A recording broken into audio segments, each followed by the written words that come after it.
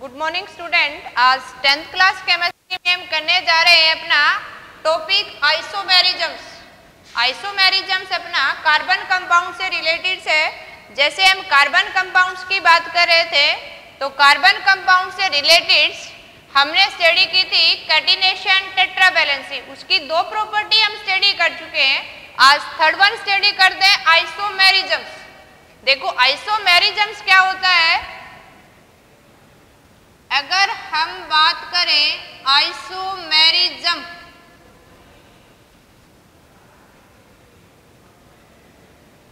Isomerism क्या है? Process है जिसके अंदर ऐसा कंपाउंड जिसका मॉलिक्यूलर फॉर्मूला तो सेम हो लेकिन हम उसका केमिकल फॉर्मूलाज या स्ट्रक्चर अलग अलग ड्रा कर सके। यानी ऐसा कंपाउंड जिसमें डिफरेंट एलिमेंट के एटम की संख्या तो सेम रखेंगे हम, लेकिन उन एटम का अरेंजमेंट बदल देंगे। यानी किस एटम को किस एलिमेंट के एटम के साथ जोड़ दिया। तो ऐसे प्रोसेस को हम क्या बोलते हैं? आइसोमेरिज्म। यानी सिंपल ये कहें, प्रोसेस ऑफ फॉर्मिंग आइसोमर। यानी प्रोसेस ऑफ फॉर्मिंग जो आइसोमर है उसको हम बोलेंगे आइसोमेरिज्म। अब हमें आइसोमर का पता होना चाहिए, इसलिए इसकी एक डेफिनेशन हम ये भी राइट कर सकते हैं, process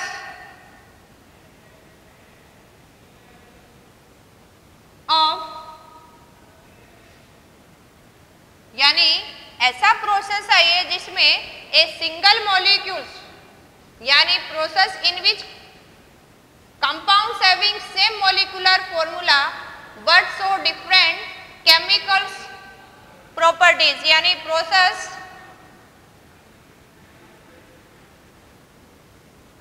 in which compounds having same molecular formula but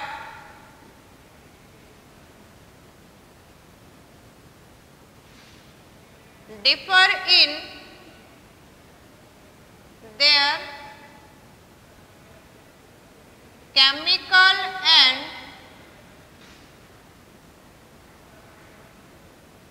physical properties।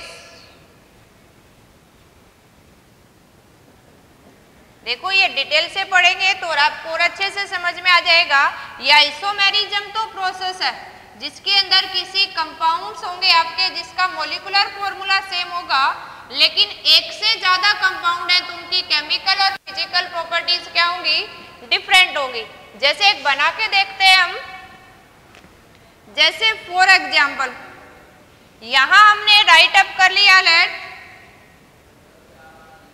C2H6O, यानी एक ऐसा कंपाउंड राइट अप किया जिसके अंदर 2 कार्बन, 6 हाइड्रोजन और 1 ऑक्सीजन है। अब इसको राइट करने के लिए मैं इसको 2 फॉर्म में राइट कर सकती हूं अभी। यानी इसका अगर हम यही एलिमेंट्स के इतने ही एटम यूज करें तो हम ये भी राइट कर सकते हैं कि CH3 CH2OH, या हम ये कहें कि C2H5OH, यानी हमने यहाँ OH अटैच कर दिया है।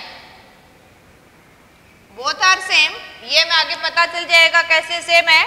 और इसी को अगर ये राइट कर दें CH3OCH3, यानी एक कार्बन के साथ 3 हाइड्रोजन, एक कार्बन के साथ 3 हाइड्रोजन और कार्बन कार्बन के बीच में क्या डाल दिया हमने? ऑक्सीजन। या हम ये करें कि एक कार्बन के साथ 3 हाइड्रोजन, एक के साथ 2 और ऑक्सीजन के साथ हाइड्रोजन को जोड़ दिया हमने। उतने ही एटम रखे हमने, उन्हीं एलिमेंट के एटम रखे, लेकिन उनको जो बॉन्डिंग करवा रहे हैं, ऑक्सीजन कार्बन के साथ जुड़ा है या कार्बन के साथ हाइड्रोजन जुड़ा है या ऑक्सीजन के साथ दोनों कार्बन है या हाइड्रोजन है। यानी ऐसा कंपाउंड जिसका मॉलिक्यूलर फॉर्मूला तो सेम होगा, ये तो क्या है इनका मॉलिक्यूलर फॉर्मूला। और ये अगर बात करें हम तो ये इनके जो हमने राइट अप करे, चाहे इस फॉर्म में ले आप, ये दोनों के दोनों क्या रिप्रेजेंट कर रहे हैं, इनके केमिकल फॉर्मूले को। यानी अगर ऐसे कंपाउंड्स जिनके अंदर हम क्या राइट करें, मॉलिक्यूलर फॉर्मूला तो सेम हो, यानी डिफरेंट एलिमेंट्स की एटम की संख्या सेम हो, लेकिन उन एटम का जो कॉम्बिनेशन है, एक दूसरे के साथ हमने बॉन्डिंग बना रखी है, उसको चेंज कर दें तो अलग अलग कंपाउंड बन जाते हैं। तो ये जो हमारा कंपाउंड है आपस में क्या है, जनरली इस कंपाउंड्स को हम किस नाम से जानते हैं, C2H5 का अगर नेम लिखें हम तो इसको बोलते हैं हम इथेनॉल, और अपनी जनरल लैंग्वेज में इसको बोल देते हैं हम अल्कोहल।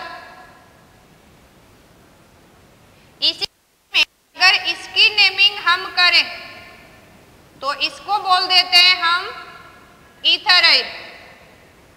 तो ईथर और अल्कोहल आपस में क्या है, आइसोमर है, और किसी मॉलिक्यूल से आइसोमर बनाने का जो प्रोसेस है उसको क्या बोलते हैं हम, आइसोमेरिज्म्स। यानी ऐसे कंपाउंड्स, जैसे सिंपल हम यहाँ तो ऑक्सीजन आ गए ताकि आपको अलग से समझ में आ जाए, इसी तरह से सिंपल कार्बन हाइड्रोजन्स के कंपाउंड्स बना के देखते हैं। देखो हम जैसे आपको दे दिया अभी, कोई भी हमारे पास लेट मॉलिक्यूल है C4H10, यानी ये जो हम राइट अप कर रहे हैं C4H10, 4 कार्बन है 10 हाइड्रोजन है, ये इसका क्या है, मॉलिक्यूलर फॉर्मूला। क्या है इसका, ये मॉलिक्यूलर फॉर्मूला है। मॉलिक्यूलर फॉर्मूला सिर्फ हमें एलिमेंट्स के टोटल एटम्स की संख्या बताता है कि कौन से एलिमेंट के कितने एटम्स हैं इस कंपाउंड्स के अंदर। अगर इसी को राइट करने के लिए हम अपना डिफरेंट वे यूज करें, जैसे हम इसको राइट कैसे कर सकते हैं कि हम ये राइट करें कि 4 के 4 कार्बन आपने अटैच कर दिए, अब हमारे पास 10 हाइड्रोजन है, और 10 के 10 हाइड्रोजन को अटैच कर दें हम इसके साथ, जैसे देखो 3, 4, 5, 6, 7, 8, 9, 10, हमने 10 के 10 हाइड्रोजन कार्बन के साथ अटैच कर दिए और सारे के सारे कार्बन एक ही लाइन में लगा दिए, तो ये भी एक कंपाउंड बन गया। और हम इसको इस फॉर्म में भी राइट कर सकते हैं, देखो कि हम 3 कार्बन तो लाइन में रखें और एक कार्बन के साथ कार्बन और जोड़ दें।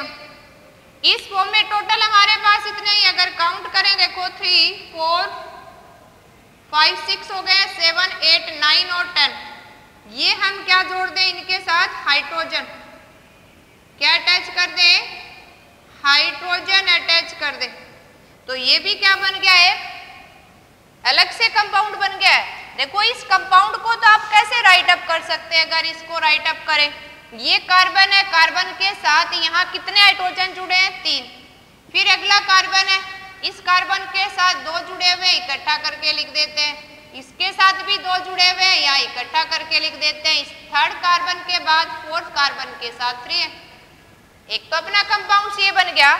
इस केस में अगर इसको राइट अप करें, हमारे पास 3 कार्बन है, इस 1st कार्बन के साथ देखो 3 हाइड्रोजन जोड़ रखे हैं हमने, 2nd वाले कार्बन के साथ 1 हाइड्रोजन है, एक इधर आपका राइट अप कर रखा है, इसके साथ भी 3 हाइड्रोजन है, एक आपके इसके राइट में इसके साथ भी 3 हाइड्रोजन। यानी ये दोनों आपस में जो हमने ये फर्स्ट वन राइट किया और ये सेकंड वन, जिसके अंदर कार्बन और हाइड्रोजन की संख्या सेम है, यानी दोनों कंपाउंड्स का मॉलिक्यूलर फॉर्मूला सेम है, लेकिन दोनों के अंदर अगर केमिकली देखें तो क्या है, डिफरेंट है, प्रॉपर्टी भी इनकी डिफरेंस होती है। आगे हम पढ़ेंगे रिएक्शंस के अंदर आगे, तब आपको और पता चल जाएगा। तो अब आपको ध्यान रखना है ऐसा प्रोसेस जिसके अंदर हम एक मॉलिक्यूलर फॉर्मूला सेम लें और उसी मॉलिक्यूलर फॉर्मूले से 2 या 3 केमिकल फॉर्मूला ड्रा करें, अलग अलग कंपाउंड्स अगर बना सकते हैं, इस प्रोसेस को क्या बोलते हैं हम, आइसोमेरिज्म। तो हम शॉर्टली इजी वे में याद रखते हैं कि आइसोमेरिज्म क्या है, process of forming isomer.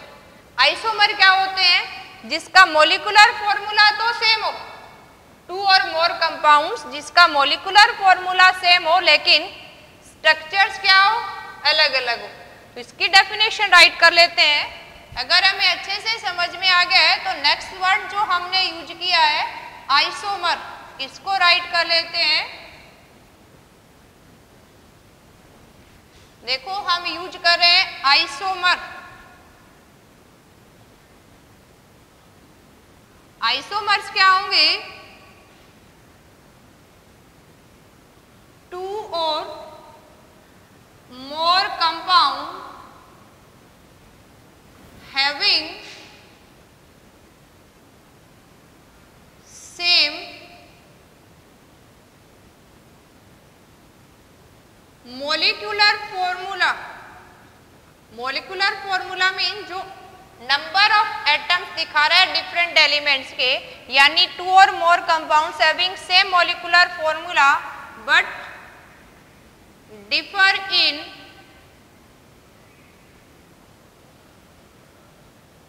their structure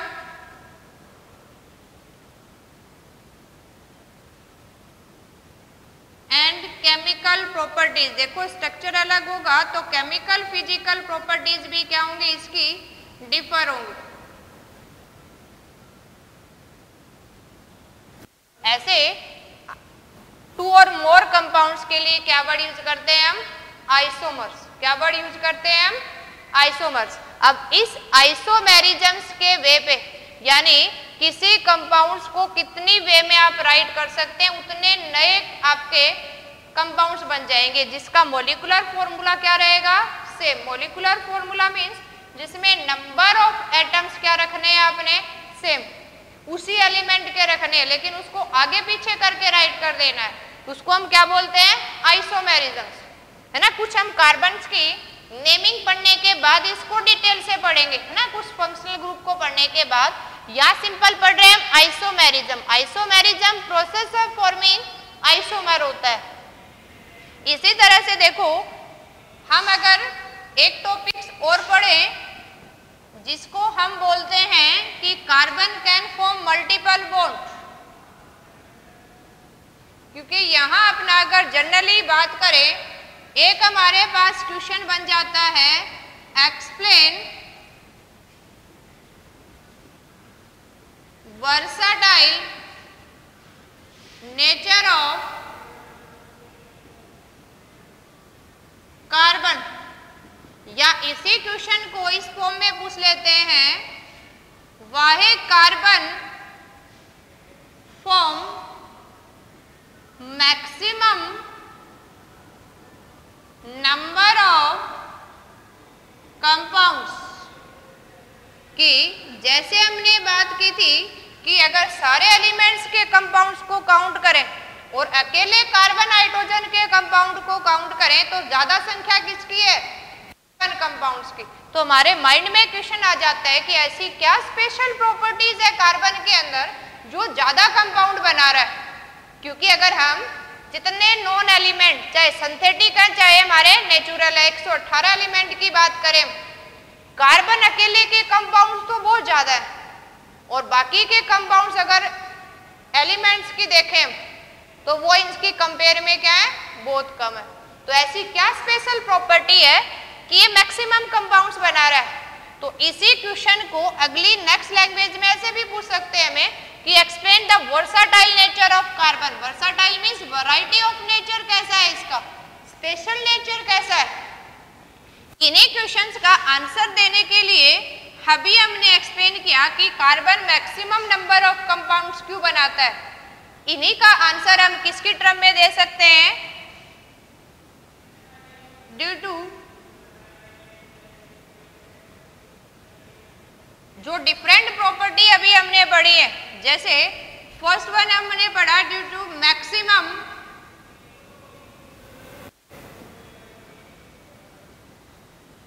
catenation power of carbon, या हम इसी को एक्सप्लेन कर सकते हैं कि मैक्सिमम कैटिनेशन पावर, जैसे हमने पढ़ा था कि कैटिनेशन पावर क्या होती है, सेल्फ लिंकिंग पावर होती है। और ये सेल्फ लिंकिंग पावर की सबसे ज्यादा टेंडेंसी किसमें है, कार्बन में है, कि कार्बन कार्बन के साथ बॉन्डिंग बना सकता है, एक लंबी चेन बना सकता है, साइकिल बना सकता है, ब्रांचिंग बना सकता है, यानी ये लॉन्ग चेन की फॉर्म में एग्जिस्ट कर सकता है, ये ब्रांचिंग में भी आ सकता है, या ये कहें कि ये रिंग की फॉर्म में भी आ सकता है,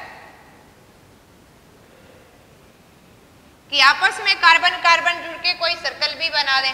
तो ये इसकी क्या थी, मैक्सिमम कैटिनेशन पावर, कि more than 100,000 carbon can link in a single compound. तो ये क्या है, इसकी मैक्सिमम कैटिनेशन पावर की वजह से ये लार्ज नंबर ऑफ कंपाउंड क्या कर सकता है, आपका सिंथेसाइज कर सकते हैं। सेकंड वन ये कहें कि टेट्रावैलेंसी ऑफ कार्बन, कि carbon is due to its tetravalency या टेट्रावैलेंट नेचर, कि कार्बन का नेचर कैसा है, टेट्रावैलेंट है। टेट्रावैलेंट मींस एक सिंगल कार्बन एटम 4 बॉन्ड बना सकता है, यानी चारों तरफ लाइन भी हो सकती है, कार्बन हाइड्रोजन के साथ जुड़ सकता है और कार्बन कार्बन के साथ भी जुड़ सकता है।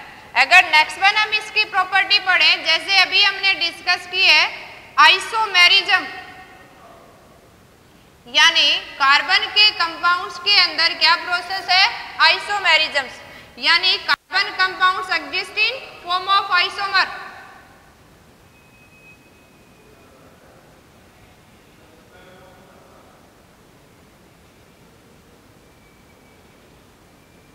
यानी सेम नंबर ऑफ एटम से हम क्या बना सकते हैं, एक से ज्यादा कंपाउंड्स, यानी isomer due to different arrangement की वजह से।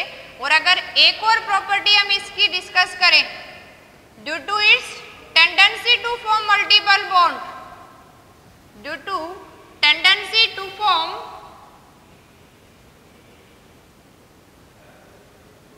Multiple bond. देखो एक हमारे पास यहां राइट किया हमने मल्टीपल बॉन्ड। अब ये मल्टीपल बॉन्ड क्या होता है, अगर मल्टीपल बॉन्ड की हम बात करें, यानी मल्टीपल बॉन्ड का मीनिंग क्या है, देखो मल्टी बॉन्ड, मल्टी मीन्स एक से ज्यादा, यानी अगर हम बात करें तो carbon can form single bond, carbon can form double bond, carbon can form triple bonds. इसके साथ कार्बन कार्बन के साथ नहीं, कार्बन ऑक्सीजन के साथ डबल बॉन्ड में आ सकता है, नाइट्रोजन के साथ ट्रिपल बॉन्ड में आ सकता है, सल्फर के साथ डबल बॉन्ड में आ सकता है। तो ये क्या कर सकता है, डिफरेंट एटम्स के साथ और सेम कार्बन एटम के साथ मल्टीपल बॉन्ड बना सकता है। मल्टीपल बॉन्ड मीन्स एक बॉन्ड की बजाय 2 बॉन्ड या 3, डबल और ट्रिपल बॉन्ड बनाने की जो टेंडेंसी है, जैसे पिछले वीडियो में हमने पढ़ा था, अगर एक एक शेयर करता है तो एक बॉन्ड बनता है, 2 इलेक्ट्रॉन शेयर करेगा तो डबल, 3 करेगा तो ट्रिपल। तो इसकी वजह से कार्बन के अंदर टेंडेंसी है किसकी, मल्टीपल बॉन्ड फॉर्मेशंस की। अब ये क्वेश्चन बन जाए हमारे माइंड में कि मैक्सिमम कैटिनेशन पावर इसी की क्यों है, इसी टेट्रावैलेंसी कैसे आ गई है, या कार्बन के अंदर आइसोमेरिज्म क्यों शो कर रहा है, या कार्बन की टेंडेंसी मल्टीपल बॉन्ड फॉर्मेशन की कैसी है। अगर इन सभी क्वेश्चन का हमें आंसर देना हो कि why carbon show maximum catenation power या वाई कार्बन इज टेट्रावैलेंट, तो यहां हम एक्सप्लेन कर सकते हैं ड्यू टू स्मॉल साइज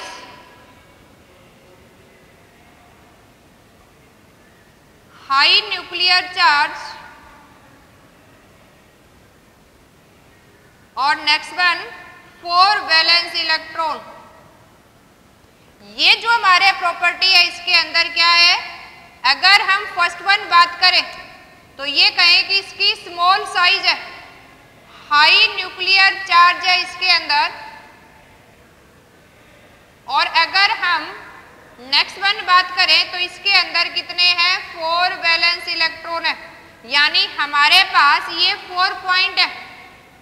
या तो हम यहाँ राइट अप करें कि इसकी स्मॉल साइज है, कंपेरेबल देखें तो स्मॉल साइज की वजह से, या ये कहें कि इसका हाई न्यूक्लियर चार्ज है, साइज छोटी है तो उसमें जो न्यूक्लियस नंबर ऑफ प्रोटॉन है पॉजिटिव चार्ज बढ़ गया है, तो ज्यादा से ज्यादा कोट्रेटिंग पावर है, होल्डिंग पावर बढ़ गई है, और कितने के साथ शेयर कर सकता है, मैक्सिमम 4 के साथ शेयर कर सकता है। तो इसकी इन्हीं 3 स्पेशल प्रॉपर्टी की वजह से ये मैक्सिमम कैटिनेशन पावर शो करता है। 4 वैलेंस इलेक्ट्रॉन है इसलिए टेट्रावैलेंट है। अब इसकी साइज छोटी है, न्यूक्लियर चार्ज ज्यादा है, तो हम डिफरेंट एटम को भी और सेम एटम को इसके साथ लिंक कर सकते हैं। नेक्स्ट वन क्या है, मल्टीपल बॉन्ड भी बना सकता है, यानी 4 इलेक्ट्रॉन है इसके अंदर। अब 4 इलेक्ट्रॉन होने की वजह से ये क्या कर सकता है, जैसे भी हो अपने ऑक्टेट को कंप्लीट करने के लिए एक एटम के साथ 2 एटम के साथ जुड़ के क्या कर सकता है, अपने ऑक्टेट को कंप्लीट करने की कोशिश करता है, इसलिए क्या बना लेता है, मल्टीपल बॉन्ड। देखो इसी तरह से एक हम पॉइंट और करते हैं अभी,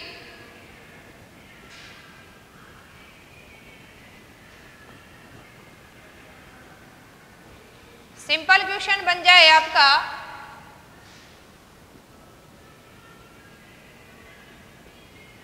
वाहे carbon form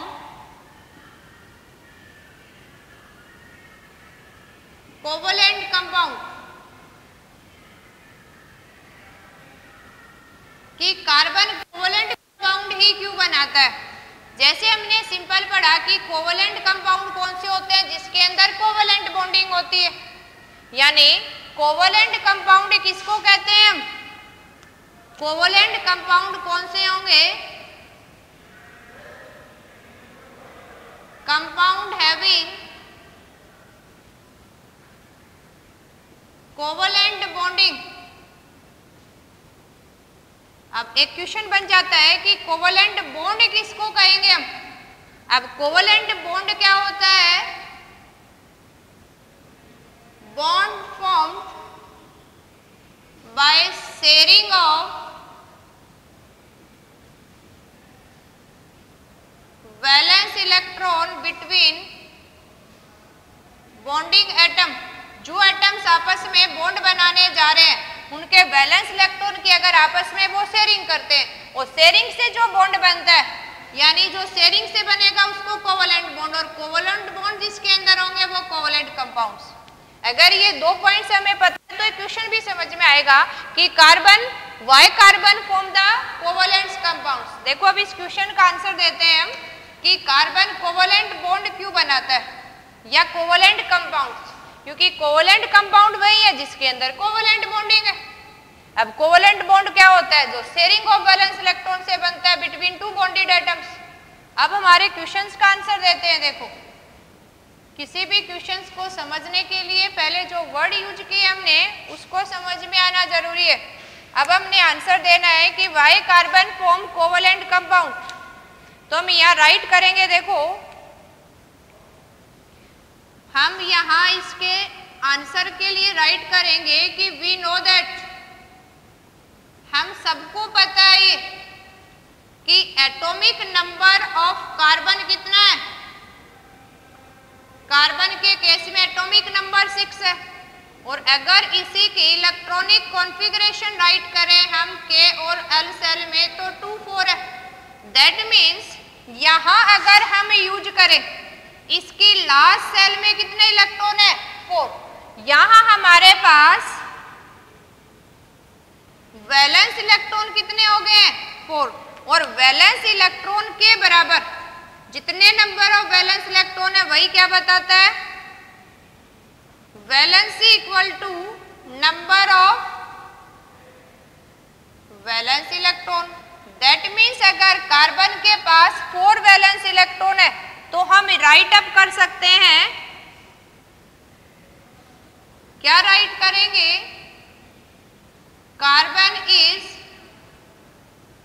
tetravalent because it have 4 valence electron. लेकिन अब क्वेश्चन ये बनता है कि ये शेयरिंग से ही कंपाउंड क्यों बना रहा है। इस क्वेश्चन का आंसर देने के लिए देखो हम राइट अप करते हैं, कार्बन हैव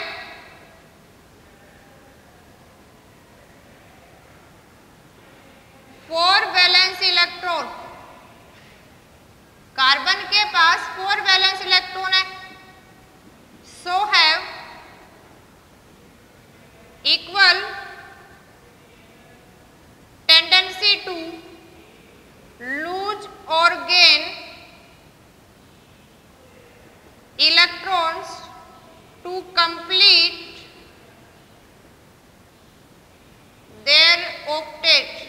अब देखो, किसी भी एलिमेंट के एटम के लिए 4 इलेक्ट्रॉन लूज करना या किसी दूसरे एलिमेंट के एटम से 4 इलेक्ट्रॉन लेके आना, अब 4 इलेक्ट्रॉन का लूज और गेन करना तो डिफिकल्ट है, इसलिए कार्बन इजी क्या महसूस करता है कि वो शेयरिंग कर ले, ना तो किसी से लेके आना ना किसी को देना। वो कहता है कि हम डिफरेंट एटम आपस में शेयर कर लेते हैं, कि जो कंबाइनिंग एटम है वो कार्बन के इलेक्ट्रॉन को यूज कर ले और कार्बन उसके इलेक्ट्रॉन को यूज कर ले और अपना ऑक्टेट क्या कर ले, कंप्लीट। तो कार्बन के अंदर अगर हम ये कहें कि कार्बन के अंदर 4 वैलेंस इलेक्ट्रॉन है, यानी इक्वल टेंडेंसी है लूज एंड गेन करने की, तो हम ये राइट कर सकते हैं, सो कार्बन